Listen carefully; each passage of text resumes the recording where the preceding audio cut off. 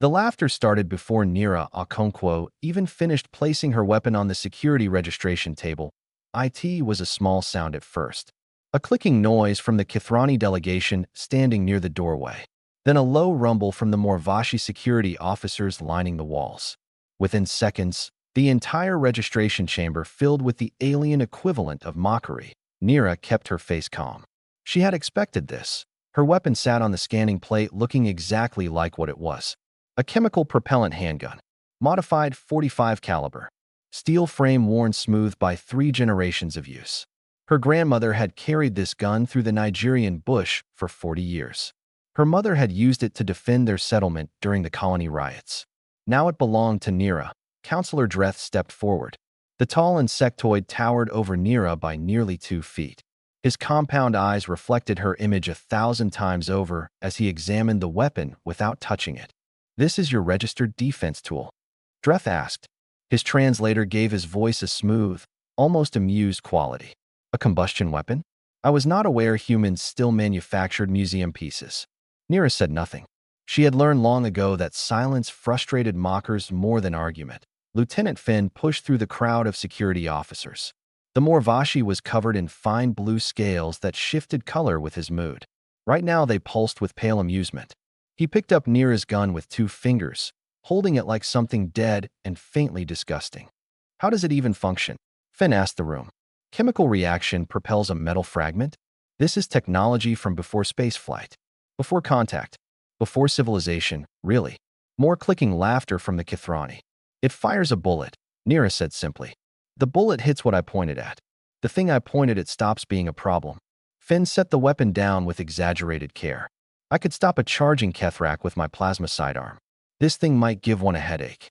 "Maybe," Nira agreed. She picked up her grandmother's gun and holstered it. The weight felt right against her hip. The weight always felt right. The Wandering Star was a galactic commerce vessel running high-value cargo and VIP passengers through contested space. Nira had been hired as a security consultant because the shipping company wanted human representation, diversity in their workforce, good optics for the insurance companies. Nobody expected her to actually do anything. Captain Soro met with her privately after the registration. The pallid was ancient by any species standards. His pale skin had turned nearly translucent with age, and his movements carried the careful economy of someone who had learned not to waste energy. "You understand your position here," Soro said. It was not a question. "I do. The Morvashi security team is highly trained. Lieutenant Finn served in 3 border conflicts. You are here because the company requires a human presence, nothing more." Nira nodded. "I understand, Captain." Soro studied her for a long moment. "You are not offended?" "No. Most humans I have encountered are easily offended. They argue. They demand respect they have not earned." Nira thought about her grandmother tracking leopards through grass taller than a man. She thought about her mother standing guard through the long nights when the colony's power grid failed and things came out of the darkness looking for easy meals. "Respect is earned by action," Nira said. "I have not acted yet." Soro made a sound that might have been approval. "We enter the hollow passage in 6 hours. It is a region of difficult travel. Sensor interference. Communication delays. Some ships have disappeared there over the years. Pirates. Perhaps. Perhaps other things. Space is large and full of dangers we do not fully understand." Soro's pale eyes fixed on hers. "Stay alert, human. And stay out of the way." The hollow passage lived up to its name. Nira watched through the observation deck as the stars seemed to dim around them. The region was filled with dense particle clouds that scattered light and scrambled sensors. It was beautiful in a haunting way, like walking through fog on a moonless night. She noticed the crew growing nervous as they traveled deeper. The Kithrani passengers clustered together in the common areas, their antennae twitching at sounds only they could hear. The Morvashi security teams conducted more frequent patrols, their hands never far from their plasma weapons. Lieutenant Finn passed her in a corridor on the 3rd day. His scales had darkened to a worried gray. "Trouble?" Nira asked. Finn glanced at her holster, at the primitive weapon that had given everyone such amusement. "Sensor ghosts. Nothing confirmed. Your services will not be required." He walked on without waiting for a response. That night, Nira lay in her bunk and listened to the ship around her. Every vessel had its own voice. its own rhythm of sounds that told you when something was wrong. The wandering star hummed with the normal vibrations of faster-than-light travel. Air recyclers whispered. Gravity generators pulsed. But underneath it all, Nira heard something else, a scratching. Faint and distant. Metal against metal in places where nothing should be moving. She rose and dressed in the dark. Her hands found her grandmother's gun without conscious thought. The weapon had been mocked, dismissed, laughed at by creatures who had never known what it meant to fight for survival against things that wanted to eat you. Nira checked her ammunition. Hollow points designed to expand on impact. Maximum damage to soft tissue. Her grandmother's voice echoed in her memory from childhood lessons. You do not wound what hunts you, child. You destroy it completely, or it will come back while you sleep. The scratching continued somewhere in the depths of the ship. Nira walked toward it while everyone else slept. Something had melted through the hull of Cargo Bay 7. Nira crouched beside the breach, running her fingers along the edges without touching them directly. The metal had not been cut. It had been dissolved, eaten away in a perfect circle just large enough for something human-sized to crawl through. Emergency sealant had automatically filled the gap, preventing atmosphere loss. But that had happened after whatever made this hole had already entered the ship. Micrometeorite damage, Lieutenant Finn declared from behind her. He had arrived with 3 more Vashi security officers after Nira reported her discovery. Particle density in the hollow passage is higher than normal space. Small impacts are expected. Nira stood and faced him. Micrometeorites do not dissolve metal. They punch through it. You are an expert on hull breaches now. No, but I know what acid damage looks like. Finn's scales shifted to an annoyed orange. Acid? In space? You suggest some creature burned through our hull from outside. I suggest we consider possibilities beyond the convenient ones. The other Morvashi exchanged glances. One of them made a sound that Nira recognized as suppressed laughter. The human was being dramatic. The human was seeing monsters and shadows. Finn stepped closer. The wandering star has traveled the hollow passage 17 times. We have never encountered hostile life forms. We have never been boarded. Your primitive instincts may serve you well on whatever death world produced your species, but here in civilized space, we rely on sensors and evidence, not superstition. Nira did not argue. Arguments accomplished nothing with people who had already decided what they believed. I would like to search the surrounding cargo bays, she said instead. With your permission. Finn waved a dismissive hand. Search whatever you like. Report any actual evidence to the security office. We have real work to do. He led his team away, their boots echoing on the metal floor. Nira watched them go, then turned back to the breach. Her grandmother had taught her to read signs. Bent grass, disturbed soil, the subtle wrongness that told you something had passed through space. Nira looked at the cargo bay with those old eyes now.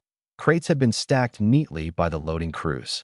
But near the back wall, 3 containers sat at odd angles. Not knocked over, just slightly shifted, as if something had squeezed between them. She followed the trail. Behind the shifted containers, Nira found a ventilation grate that had been removed and carefully replaced. Not torn away, not broken, removed with something like intelligence. Her hand moved to her grandmother's gun. The weight of it reminded her of lessons learned in the bush. Leopards did not announce themselves. They moved through spaces too small for their bodies, folding themselves into shadows. They waited until prey felt safe. Then they struck. Nira opened her communication device and contacted the ship's passenger registry. She requested a welfare check on all passengers in the lower deck cabin's nearest cargo bay. 7.15 minutes later, the first alarm sounded.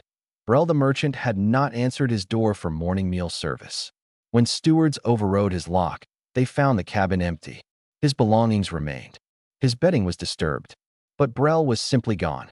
Nira reached the cabin before security did. She slipped inside while crew members clustered in the hallway, their voices rising with concern. The cabin told its story to anyone willing to read it. Brell had been in bed when something came through the ventilation shaft. The grate covering was warped slightly, pushed outward from inside. The sheets were tangled but not torn, suggesting Brell had struggled briefly before being subdued. A faint chemical smell hung in the air. Something organic. Something wrong. On the floor beside the bed, Nira found a droplet of fluid that had burned a small pit into the metal deck plate. Acid, She photographed everything. She recorded the measurements of the ventilation grate. She sampled the acid residue with a cloth from her pocket. When Lieutenant Finn arrived, she showed him the evidence. Acid burns on the floor, the same dissolution pattern as the hull breach.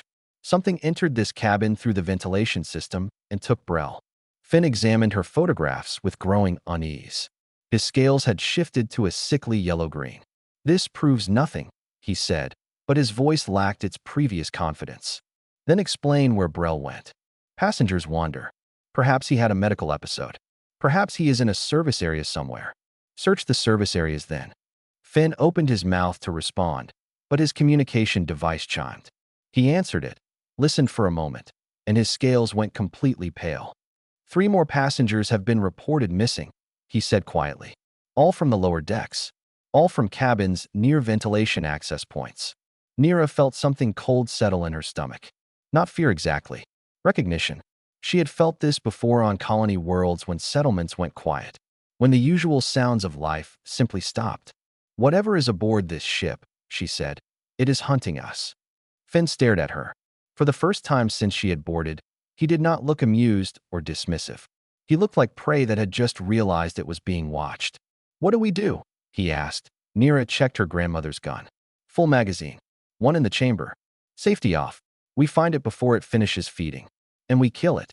She walked toward the ventilation access point without waiting for his response.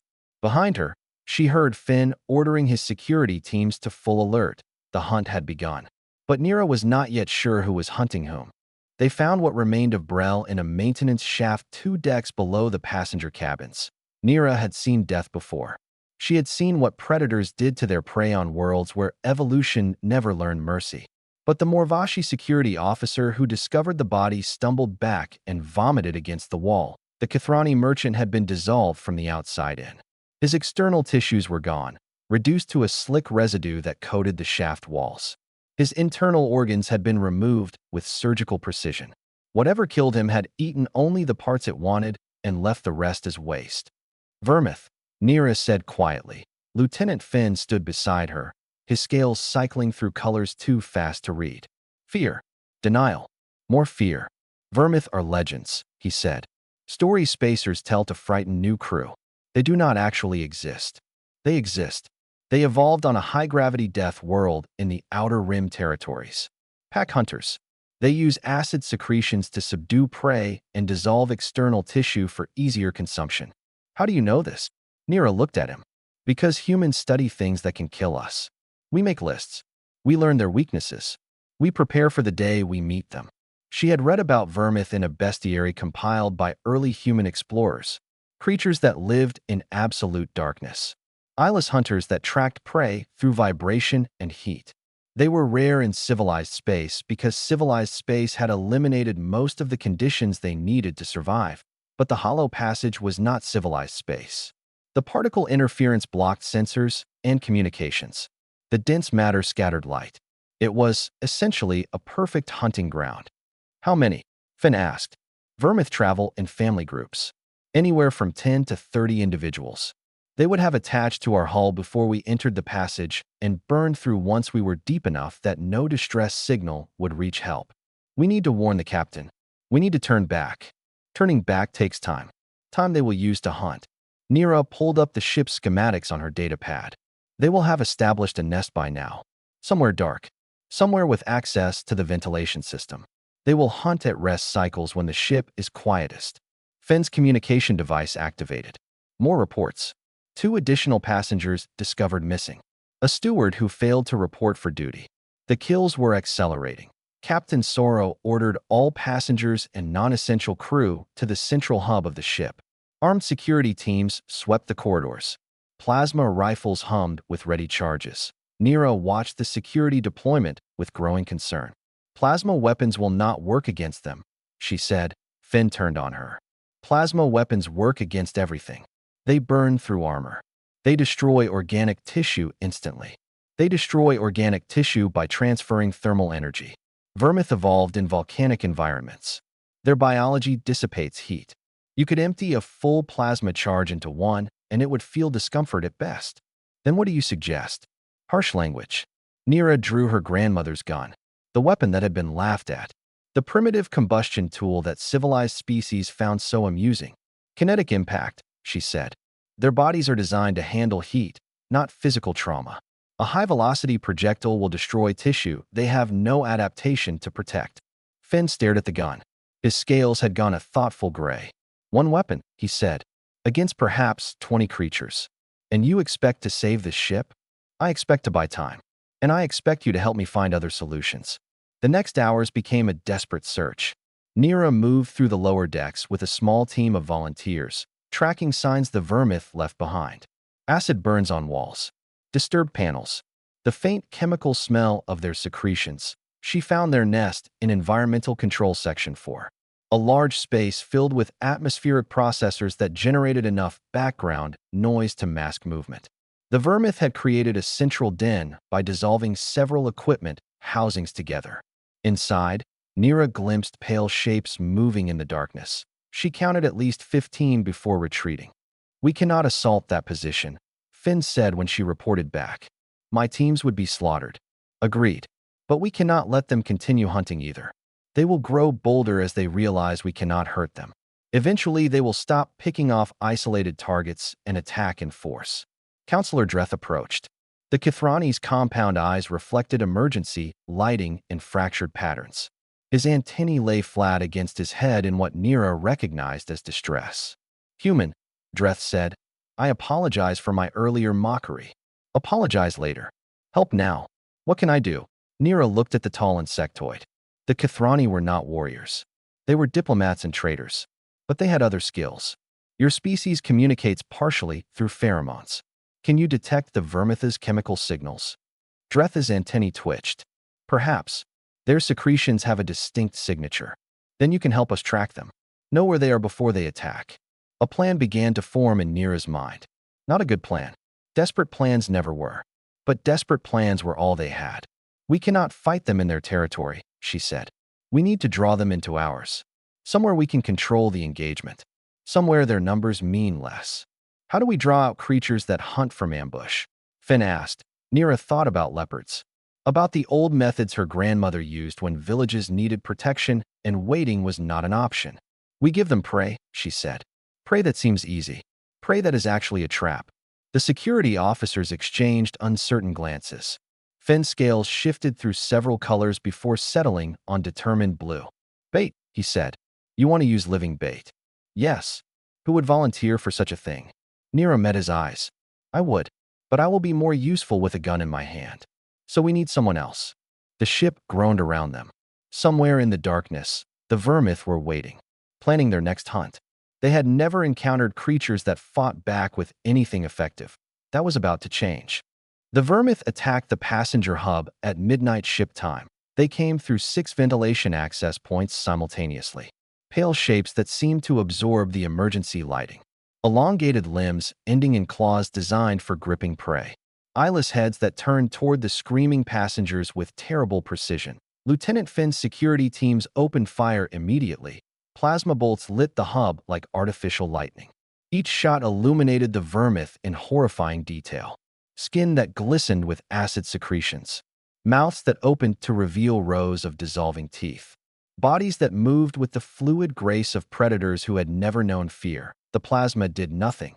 Nira watched from a service corridor as energy bolt after energy bolt struck vermith bodies and simply dissipated.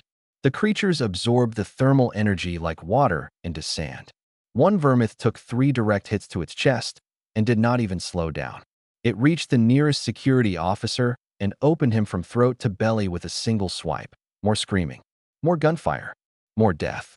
Finn retreated with his surviving officers, dragging wounded crew members toward the corridor where Nira waited.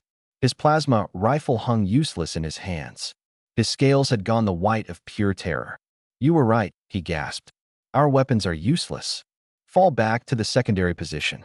I will hold here. You cannot hold against that many. You will die. Maybe. Move your people. Finn hesitated for a single heartbeat. Then he turned and ran, shouting orders to the survivors. Point 2 vermith had separated from the main pack. They moved down the corridor toward Nira with the unhurried confidence of apex predators. Their eyeless heads tilted, tracking her through heat and vibration. They had never encountered prey that stood its ground. Nira raised her grandmother's gun. The first shot hit the lead vermith directly between where its eyes should have been. The bullet entered at velocity and tumbled through the soft tissue of its brain. The creature dropped instantly. Not burned, not cauterized, simply destroyed by kinetic trauma its body had no defense against. The second vermith froze. Its head turned toward its fallen packmate, then back toward Nira. For the first time in perhaps its entire existence, it experienced something like confusion. Nira's second shot took it in the center mass. The hollow point expanded on impact, tearing through organs and shattering structures that had evolved to handle heat but not force. The vermith screamed in a frequency that made Nira's teeth ache.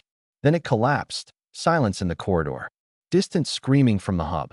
Nira ejected her magazine and slapped in a fresh one. 15 rounds.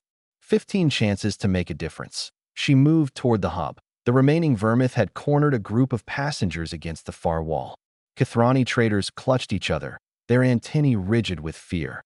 Morvashi crew members tried to shield them with their bodies despite having no effective weapons. Captain Sorrow stood at the front, his old hands empty, but raised as if he could somehow stop what was coming. Point 3 vermith approached the group. Their acid secretions dripped onto the floor, leaving smoking pits in the metal. Nira fired. The first shot dropped the nearest vermith. The second shot caught another as it turned toward her. The third shot missed as the final creature leaped aside with reflexes faster than she expected. It charged her. Nira threw herself sideways as claws sliced through the space she had occupied. She rolled, came up on one knee, and fired twice more. One shot went wide. The other caught the vermith in what might have been its shoulder. The creature stumbled. It was not dead, but it was hurt. It circled her now, its movements wary in a way they had not been before. This prey was different. This prey was dangerous. Nira stood slowly. Her heart pounded. Her hands remained steady.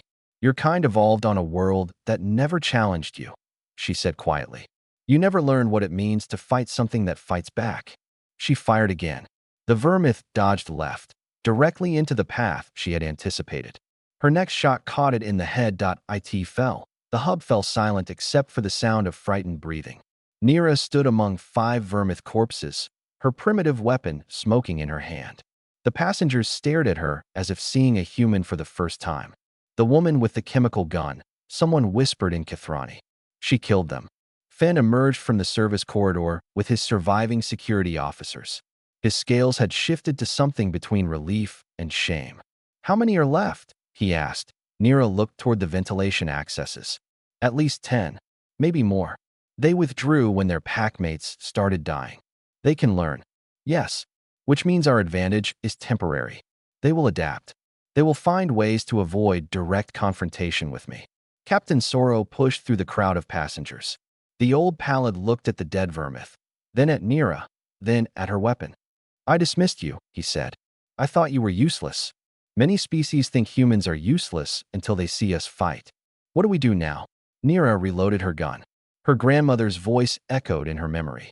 You do not wait for leopards to attack your village again. You go into the bush. You find them. You end them. Now we hunt, she said. Before they regroup. Before they learn to fear my weapon and adapt their tactics. She looked at Fen. I need volunteers. People willing to help me track these things to their nest and kill them all. You are asking crew members to be bait. I am asking crew members to be hunters. There is a difference. Fen's scales shifted to determined blue. Then I volunteer first. Others stepped forward. More Vashi security officers. A Kithrani engineer. Even Captain Sorrow raised his hand. This is my ship, the old pallid said. My responsibility. I will not hide while others die in my place. Nira nodded. She had not expected courage from creatures who had never known true danger. Perhaps she had underestimated them the same way they had underestimated her. Then let us end this, she said. Tonight. No more waiting. No more dying. She led them toward the lower decks. Toward the darkness where the vermith waited. The hunt had begun in earnest. The cargo bay had been transformed into a killing ground. Nira directed the preparations with the efficiency of someone who had done this before. Crates were arranged to create choke points. Emergency lighting was positioned to create pools of visibility surrounded by darkness. Communication devices were distributed so teams could coordinate. But the real preparation was psychological. "We are not prey," Nira told the assembled volunteers. "From this moment forward, we are hunters." The Vermith have never encountered hunters. They evolved on a world where everything feared them. Tonight, they learned fear. Lieutenant Finn had organized the surviving security officers into 3 teams. Their plasma weapons were useless against Vermith, but Nira had found alternatives. Fire extinguishers modified to spray at high pressure. Cargo hooks attached to metal poles. Anything that could deliver kinetic force. "It will not be pretty," Finn admitted, examining a makeshift club. "Close combat against creatures with acid blood. War is never pretty. Survival rarely is either." Counselor Dreth approached with antennae twitching rapidly. "I have been monitoring their chemical signatures. The Vermith are gathering in the environmental control section. All of them. They appear to be preparing something. A coordinated attack," Nira said. "They lost packmates tonight. They will not make the same mistake twice. They are planning to overwhelm us with numbers. Can we stop them? Not by waiting here. We need to draw them out before they are ready. Force them to react to us instead of executing their plan." Captain Soro stepped forward.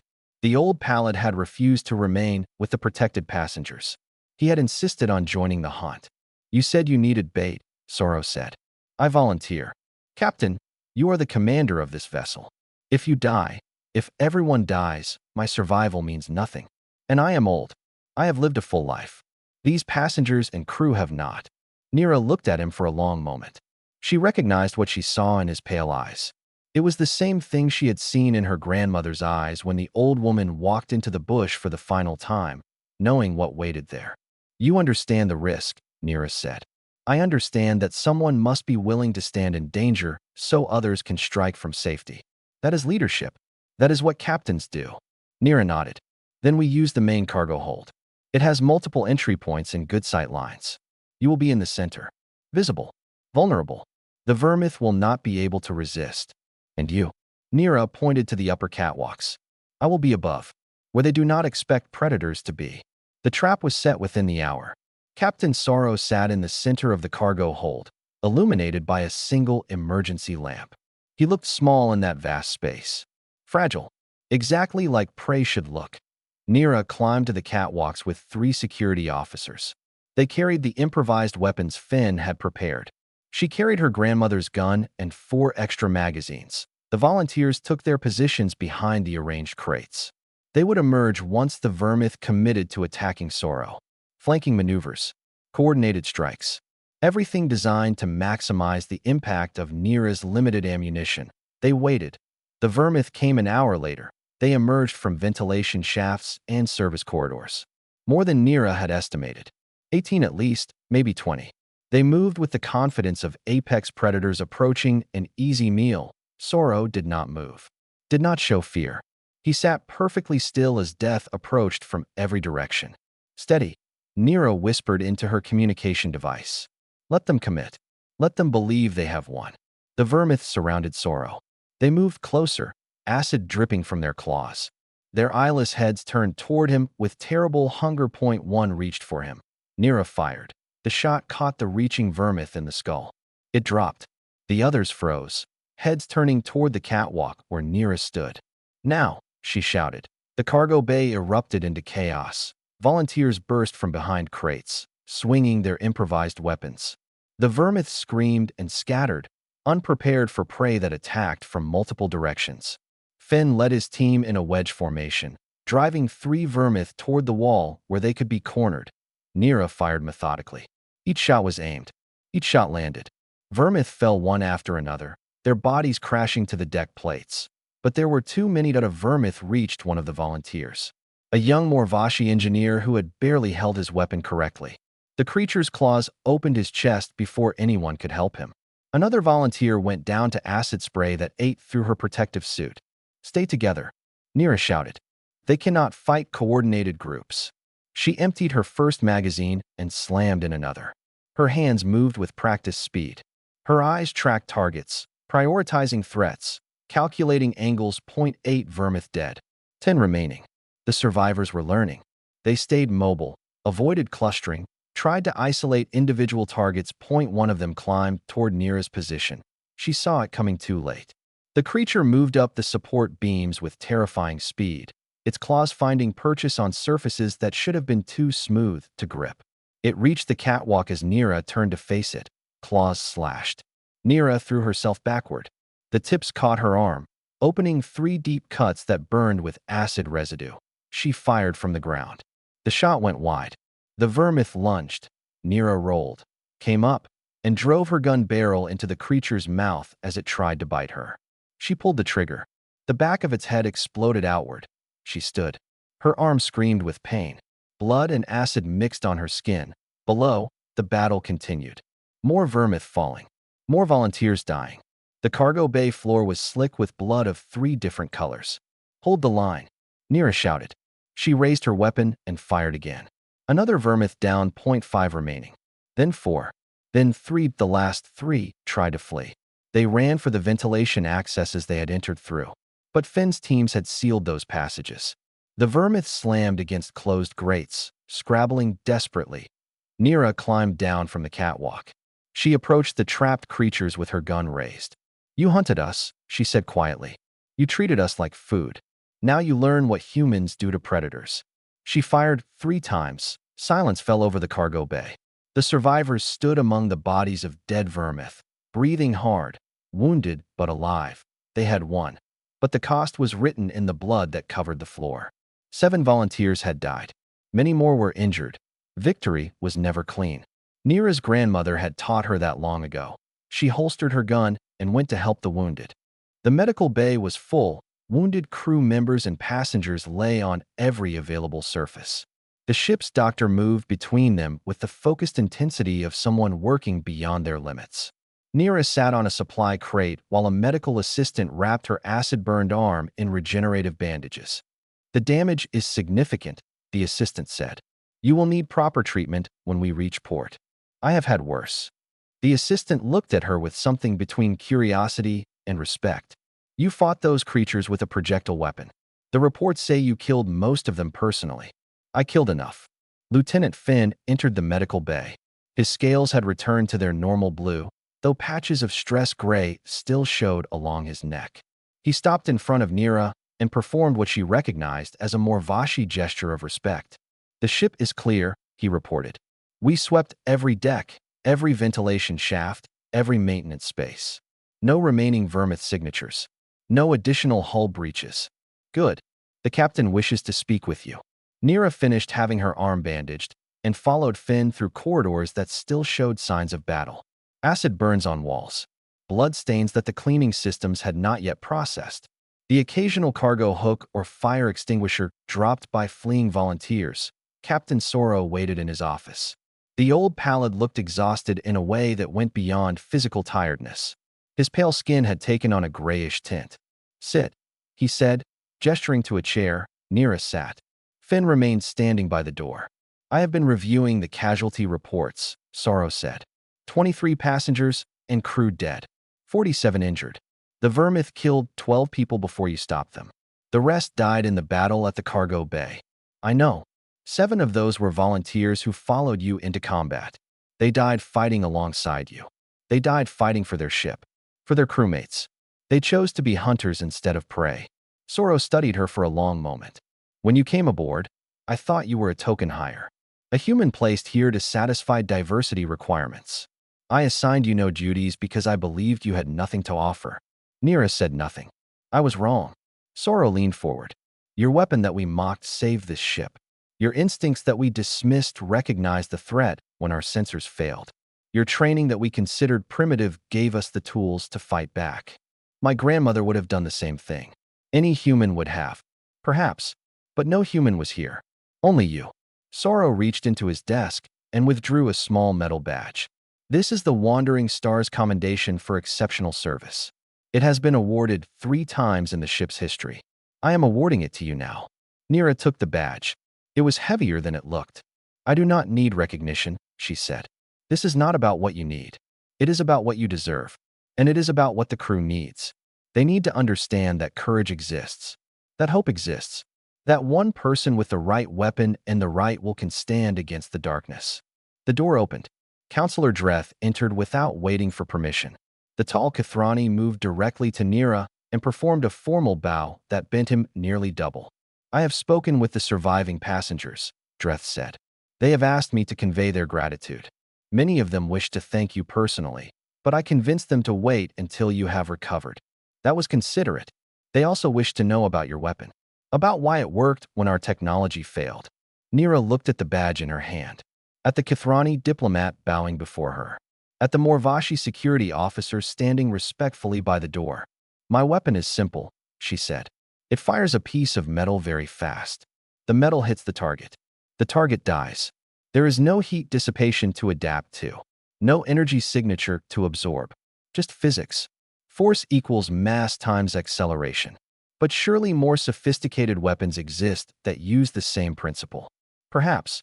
But humans developed this weapon before we had sophisticated technology. We developed it because our world was trying to kill us from the moment we evolved. Every predator, every disease, every natural disaster. We survived because we learned to kill things that wanted to eat us." Nira stood. Her arm throbbed beneath the bandages. The vermith evolved on a world where they were apex predators. Nothing challenged them. Nothing taught them fear. When they encountered plasma weapons, they adapted because plasma weapons operate on principles their biology could handle. She tapped her grandmother's gun in its holster. This weapon was designed by creatures who grew up knowing fear, knowing hunger, knowing that the darkness held things that would tear us apart if we showed weakness. Humans are not the strongest species. We are not the fastest. We are not the most technologically advanced. She looked at each of them in turn. But we are survivors. Our weapons reflect that. They do not stun or disable or wound efficiently. They destroy. Because on Earth, wounded predators come back. Stunned predators wake up angry. The only safe predator is a dead one. Counselor Dretha's antennae twitched. "Your species frightens me, Nira Okonkwo." "Good. Fear keeps you alive." She walked toward the door. Finn stepped aside to let her pass. "Where are you going?" Soro asked. "To check the cargo holds. Then the ventilation systems. Then every other space on this ship where something might hide. The vermith are dead, but that does not mean we are safe. The universe is full of things that want to kill us. Humans learned that lesson long before we reached the stars." She paused at the doorway. "You can laugh at my weapon again if you want. Mock it as primitive. Tell yourselves it represents a violent and uncivilized past. But when the next thing comes out of the darkness, when your plasma rifles fail and your shields collapse, remember what stopped the vermith." She patted her holster. "Remember what a human with a primitive gun can do." Nira walked into the corridor. Behind her, she heard Finn's voice. "I am never mocking a human weapon again." The ship continued through the hollow passage. Damaged but intact. Wounded but surviving. Just like the human who had saved it.